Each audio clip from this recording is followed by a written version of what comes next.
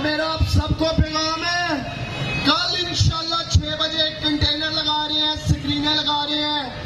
हाँ साहब को हमेशा जोश और जज्बे के साथ सियालकोट के लोगों ने वेलकम भी किया है, एहतजाज भी किया है, यकजहती भी की है।